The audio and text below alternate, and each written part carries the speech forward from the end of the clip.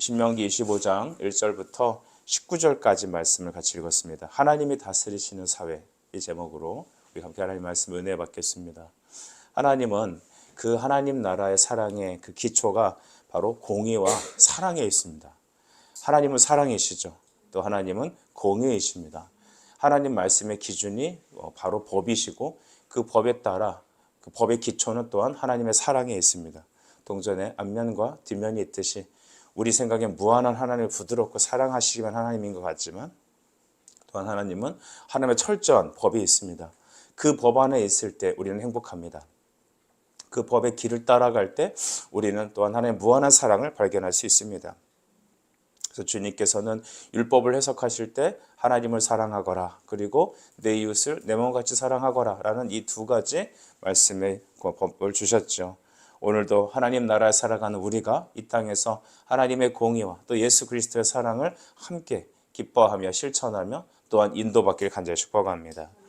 우리가 25장 1절의 말씀 보니까 그 땅에서 너희는 어떻게 살 것이냐라는 말씀 앞에 어떤 사람 사이에 시비가 생겼다고 해서 재판이 생기는 가정을 하고 있습니다.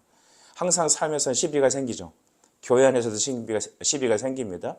하다못해 우리 아이들도 이제 2명만 돼도 엄마 아빠한테 와서 시비를 묻습니다. 형이 이랬고 뭐 동생이 이랬고 그렇습니다. 그때 부모는 그걸 놓고 공정하게 재판을 합니다. 어디 가든 이 공정함이라는 거 너무 중요하죠. 근데 그것이 악을 정죄해야 될 경우가 있을 때는 2절에 보니 태형을 때려라라고 말하죠. 태형이 뭔지 아시지 않습니까? 그 죄질에 따라서 공중 앞에서 그를 몽둥이로 치는 거죠.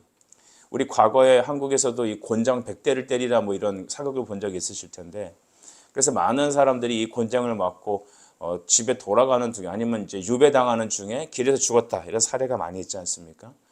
근데 하나님은 이 태형을 때리라, 죄에 대해서는 분명히 어떤 대가를 지불해야 된다라고 하는 게 하나님 법이죠. 그게 공평이죠. 그런데 그 사이에 또한 긍휼이 있습니다. 그러니까 법의 심판은 있는데 긍휼이 여기는 것이죠. 세상 법의 특징은 사람을 죽이는 데 있습니다. 하지만 처벌하는 데 있죠. 하지만 하나님 나라의 법은 죄를 처벌하는 데만 있는 것이 아니라 그를 회개하고 돌이키는 데 있습니다. 이것이 아직까지도 우리 교회 안에 7이라는 법 안으로 남아있지 않습니까? 그래서 어저께도 말씀했던 것 같아요. 진정한 교회의 표지는 말씀 선포와 성례의 집행과 온전한 7위에 있다는 것입니다. 근데 그 태형을 때릴 때 3절에 보니 40까지는 때리려니와 그것을 넘기지 못하게 하라 그랬습니다. 그래서 대부분 40에 하나 감한 매를 때리게 되죠. 사도 바울도 이런 매를 여러 차례 맞게 되었습니다. 하나님께서는 40까지 때리지 말라 이렇게 해서 형제를 경히 여겨 하지 말라라는 것입니다. 하나님은 죄는 미워하지 사람을 미워하지 않습니다. 그를 경히 여기고 그를 죽음에 이르기까지 하는 벌은 금하게 하신 것이죠. 이것이 하나님의 법과 세상 법의 차이가 있는 것입니다. 죄는 미워하되 하나님께서는 그 영혼을 반드시 죄를 멸할 대상으로만 보는 것이 아니라 주께로 돌이키게 하는, 회개하는 사람으로 보고 계시다는 것입니다. 하나님의 포커스는 무엇입니까? 회개로 돌아오는 것이죠. 오늘 4절의 말씀 보게 되니 곡식 떠는 소에게 망을 씌우지 말라라고 말하고 계십니다. 4절 한번 같이 읽어볼까요? 시작. 곡식 떠는 소에게 망을 씌우지 말지니라 했습니다. 여러분 곡식을 추수하거나 일을 할 때 소가 이렇게 뭘 집어먹는 거 있잖아요. 그거를 못하게 하기 위해서 아마 세상 사람들은 이렇게 입에다가 어떤 장치를 했을 것입니다. 하지만 그거 빼라는 것입니다. 못 먹도록 그렇게 방해하는 것이 아니라 마땅히 일하는 소에게는, 일꾼에게는 그에 합당한 일을 지불하라는 것이죠. 그래서 이게 공적인 세상에서도 자기 일한 것의 싹스에 대해서는 분명하게 지불을 하는 것이 하나님 나라의 법입니다. 근데 이것이 단순히 어떤 소에 대한 규례일까요? 그렇지 않습니다. 바울은 이것을 확장적으로 해석하여 하나님 교회에 일하는 일꾼들에 대한 처우를 말하고 있죠.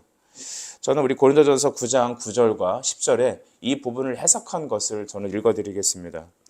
모세 율법에 곡식을 밟아 떠는 소에게 망을 씌우지 말라 기억하였으니 하나님께서 어찌 소들을 염려하심이랴 라고 했습니다. 소들만을 위한 게 아니라는 것이죠. 소에게 그렇게 하지 말라는 것은 하나님 나라의 일꾼에 대한 하나님의 처우를 말하는 것입니다. 10절에 보니 오로지 우리를 위하여 말씀하심이 아니냐, 밭 가는 자는 소망을 가지고 갈며 곡식 떠는 자는 함께 얻을 소망을 가지고 떠는 것이다. 여러분, 하나님께서는 하나님 나라의 일꾼에 대해서는 반드시 하나님께서 그의 처우를 책임지시겠다는 것이며, 또한 오늘날 교회에서도 주의 종들에게 향하여 하나님의 교회에서 섬기는 하나님의 일꾼들에 대해서는 그들의 생활을 책임지고 그들에게 합당한 것을 지불하라는 것으로 우리는 해석할 수 있습니다. 중요한 것은 무엇입니까? 하나님의 나라 일하는 일꾼에게는 하나님이 반드시 그에 합당한 처우를 주라는 것이고, 하나님께서 그렇게 하시겠다는 것입니다. 여러분, 주의 일에 힘쓰십시오. 하나님 나라에 헌신하는 것은 여러분 낭비하는 것이 아닙니다. 하나님께서 책임지시고 그들의 삶을 인도하시겠다는 약속입니다. 이제는 여러분, 그 죽은 형제에 대한 의무에 대해서 5절 이후로부터 말하고 있습니다. 이 내용은 다음과 같습니다. 형제들 중에 누가 일찍 죽었다고 합시다. 후사가 없이 일찍 죽었다고 하죠. 그러면 그 미망인을 따로 시집가도록 내보내는 것이 아니라 형제들 중에 한 명이, 그러니까 예를 들어 가장 위에 있는 그 순서부터 그 형제의 아내에게 들어가서 그를 아내로 삼아서 그에게 형제된 의무를 다하라고 말하고 있는 겁니다. 여러분, 이것은 계대결혼법이죠. 우리나라 현재 이 법은 남아있지 않습니다. 형제들 중에 누가 죽었다고 형수를 책임지고 그러는 건 없죠. 그러나 이것은 구약에서 어떤 의미가 있냐면 바로 계보를 잇게 하는 것입니다. 우리가 성경에서도 보면 이런 사례를 찾아볼 수 있죠. 창세기 38장에 보면 이제 며느리 다말이 그 자기 아버지가 자기에 대해서 아들을 내어주지 않자 창기로 변장해 갖고 이삭과 함께 이제 몸을 섞고 거기서 이제 쌍둥이를 낳은 베레스와 세라를 낳게 됩니다.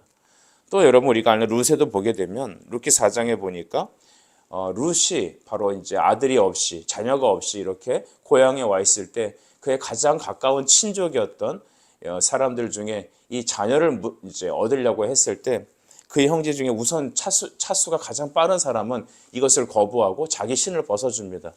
이것이 바로 오늘 신명기 25장에 나오는 내용이죠. 8절을 보게 되면 7절을 보겠습니다. 7절을 보게 되면 사람이 만일 그 형제 아내를 맞이하기를 즐겨하지 않는다면 그의 형제 아내는 성문으로 장로들에게로 나아가서 말하기를 내 남편의 형제가 그의 형제 이름을 이스라엘 중에 있기를 싫어하여 남편의 형제된 의미를 내게 행하지 아니합니다 라고 말하게 되면 9절에 보니 그 형제 아내가 장로들 앞에서 그에게 나아가 그의 발에서 신을 벗기고 그 얼굴에 침을 뱉으며 이르기를 그 형제의 집을 세우기 즐겨하지 않은 자에게 이와 같이 할 것이다. 이렇게 성경은 말하고 있습니다. 보아스, 바로 룻기에서도 바로 이 룻에 대하여서 책임지지 않으려는 그런 사람에 대하여서 하나님께서는 이 보아스가 대신 그 일을 있게 하죠. 여러분, 보아스가 낳은 아들이 바로 그 이세 아니겠습니까? 그래서 그 아들들이 후손의 다윗의 자손이 되게 됩니다. 여러분, 오늘 성경에서 이 보아스가 바로 그 아내를 들어가게 말미암아 이제 이 가정에는 하나님께서 다윗과 같은 계보를 잇게 하셨던 것입니다. 형제에 대한 죽음의 의무, 형제 자녀에 대한 책임의 의무를 잇는 것은 하나님의 계보를 잇는 것입니다. 그래서 우리가 예수님의 족보에서 보게 되면 바로 이와 같이 형제에 대한 자녀를 잇게 하여서 메시아의 계보가, 믿음의 계보가 흘러가게 했던 것입니다. 그리고 또한 그 가정을 책임지고 이끌어가도록 도와주도록 한 것이죠. 아까도 말씀드렸듯이 이와 같이 형제에 대한 의무를 다 책임지는 이제 계대 결혼에 대해서는 오늘날도 우리에게 이어지진 않습니다. 하지만 우리에게 있는 이 율법의 정신은 이어지고 있습니다. 그것은 뭐냐면 우리 형제들을 돌보라는 하나님의 확장적인 율법의 명령이 있습니다. 우리가 간혹 보면 현재 보게 되면 너무나도 형제들끼리 사이가 안 좋은 가정이 너무 많은 것 같아요. 그래서 명절이 돼도 서로 만나지 않는 가족도 상당히 많습니다. 여러분, 그리스도 안에서 우리의 책임은 무엇입니까? 형제가 어려울 때 그들의 삶을 책임지는 것이 바로 우리 믿음의 형제들의 사명인 것입니다. 세상 사람은 어떨지 모르지만 주님께서는 이 율법의 확장된 계명을 통하여 신앙의 계보를 잇고 그 다음에 형제들의 어려운 삶을 그들에게 책임져주고 그들을 같이 갈 수 있도록 해주는 것, 특별히 믿음의 가정들에게 더 이와 같이 하는 것, 이것이 바로 교회를 향한, 오늘 우리를 향한 하나님 말씀의 은혜입니다. 그 다음에 주님은 정직한 상거래를 하라라고 명령하셨죠. 우리 13절 이후에 보게 되면 주머니에 두 종류의 저울추, 큰 것과 작은 것을 넣지 마라. 얼마 전에 제가 어떤 영상을 보니까 중국에서 일어난 일이, 우리나라도 그런 일이 많이 있겠죠. 이렇게 사람이 이렇게 저울을 달아주고 이것을 이제 포장을 해줄 때 비닐에 같은 담잖아요. 저울에 담고 밑에 놓고 다른 걸 갖다가 탁 넣어서 주는 겁니다. 이게 0.5초 사이에 일어나 버려요. 얼마나 연습을 많이 하셨는지, 아니면 늘상 있었던 건지 모르지만 저울에 달고 탁 내려놓고 옆에 있는 걸로 촥 바구니 집어넣고 딱 줘버리는 거예요. 분명히 거기는 뭔가 저울에 문제가 있겠죠. 저울에 문제가 있거나 바꿔치기의 문제들. 또 예전에 여러분 꽃게 사건 아십니까? 꽃게 안에다가 납덩어리를 넣어갖고 이 무게를 많이 가게 한 거예요. 아니면 소에다가 물을 먹여갖고 불린다든지. 이런 여러 가지 행태들은 하나님 나라 법에 옳지 않죠. 그렇게 하면 당장은 잘 먹고 잘 살 것 같아요. 하지만 하나님께서는 하나님 말씀대로 하는 그 사람들을 하나님께서 책임지시겠다고 약속하신 것입니다. 그래서 15절 말씀을 보시면 오직 온전하고 공정한 저울추를 두고 온전하고 공정한 대를 둘 것이라. 그리하면 내 하나님 여호와께서 내게 주시는 땅에서 내 날이 길리라. 아멘. 온전하고 공정한 대를 두어라. 이렇게 하면 내 날이 길 것이다. 내가 내 인생을 책임질 것이다 라는 것입니다. 세상의 사람들이 어떻게 가든 우리가 말씀의 길을 걸어갑시다. 과거에 어떤 사람이 그랬습니다. 진짜 좀 사기도 치고 뇌물도 주고 그래야지 서로 이렇게 경제가 돌아가고 좋은 거 아닙니까? 이렇게 얘기하는 사람이 있었어요. 여러분, 그것은 정말로 하나님 나라의 법칙에 맞지 않죠. 하나님께서는 사회 정의와 질서를 유지하는 것, 이것을 정말 중요하게 여기십니다. 여러분, 율법이 우리에게 작용하는, 하나님 말씀에 작용하는 원칙이 있습니다. 율법은 세 가지 어떤 기능이 있어요. 첫째는 죄가 되도록 정죄하는 것입니다. 그러니까 우리가 하나님 말씀 앞에 우리 자신이 나서게 되면 우리 죄가 정죄를 받습니다. 그래서 우리에게 마음의 슬픔을 찾아오고 낙담을 하게 만들어서 그리스도께로 나가게 하는 것이죠. 루터도 이것을 강조했습니다. 두 번째 기능이 뭐냐면 죄에 대한 두려움을 주게 하여서 사회에 죄가 퍼지는 것을 막는 역할을 합니다. 인간은 죄인입니다. 가만히 있으면 어느 사회든지 어느 시대든지 죄는 관영합니다. 그 악을, 죄의 오염을 막기 위해서 하나님은 죄에 대한 두려움을 주신다는 거죠. 세 번째는 믿음의 사람들에게는 이 말씀에 순종하여 하나님의 복과 은혜를 주시길 원하신 것입니다. 하나님은 이와 같이 율법의 기능을 우리에게 허락하셨죠. 이제 마지막으로 여러분 17절 이후에는 아말렉을 멸하라라고 말씀하십니다. 17절 너희는 애굽에서 나오는 길에 아말렉이 내가 행한 일을 기억하라 라고 말씀하셨죠. 아말렉이 내게 행한 일을 기억해라.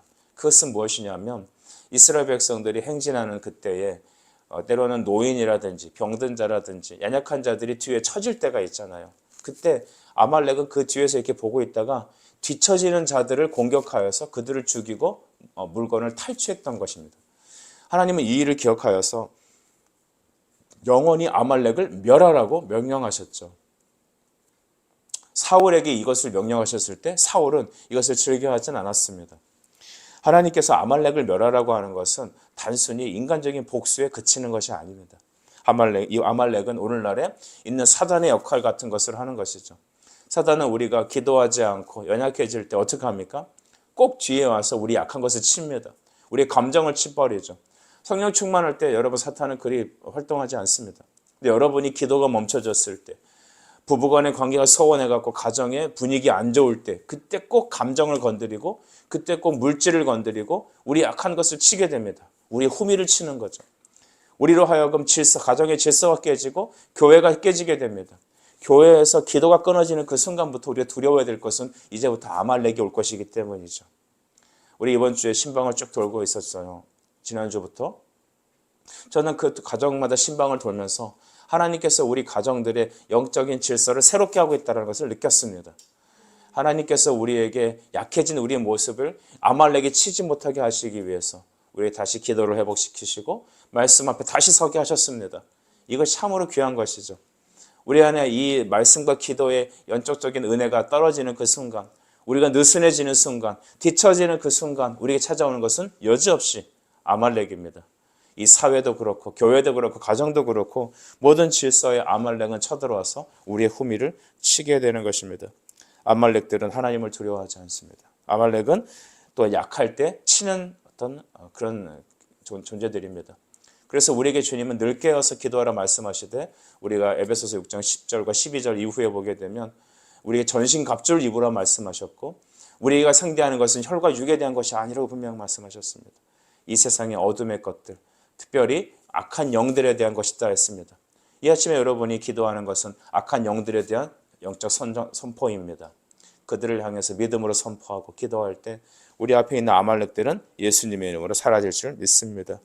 오늘 우리에게 주신 25장 전체 내용을 쭉 봤을 때 여러 가지 퍼즐과 같은 다른 어떤 계명과 상황적인 적용에 대한 말씀인 것 같습니다. 그러나 이것을 어떤 공통적인 하나의 개념으로 묶는다면 하나님은 하나님 나라의 질서가 하나님의 공의와 사랑에 있다는 것입니다. 이것을 깨트리려고 하는 아말렉이라든지 이것을 깨트리려고 하는 저울의 추를 속이라는 것이든지 형제의 의무를 다 해야 된다는 것이든지 이런 모든 것들은 다 하나님 나라의 일괄적인 맥락에 있습니다. 사랑하는 여러분, 여러분은 구원받은 하나님의 자녀인 줄 믿습니다. 또한 이 땅에서 살아감이 있습니다. 살아남이 있고 살아감의 역사가 있다면 하나님의 영적인 개입이 반드시 필요합니다.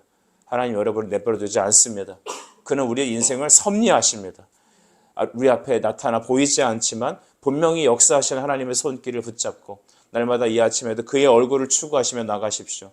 하나님은 여러분의 인생의 아말렉을 영원히 멸하실 것입니다. 우리 기도하겠습니다. 하나님 아버지 은혜를 감사합니다. 하나님이 다스리시는 이 사회, 하나님 공평과 또한 정의와 하나님의 사랑이 가득하게 원하시는 주님, 오늘 이 땅에는 공의와 정의가 흘러가지 않는 사회입니다. 그러니 주님, 우리 안에 있는 아말렉을 예수의 이름으로 물리쳐 주시고 날마다 그리스도과 우리가 영적인 기도의 연합으로 하나님 오늘도 이 아침도 소통하는 은혜가 있게 하여 주시옵소서. 예수님의 이름으로 기도드립니다. 아멘.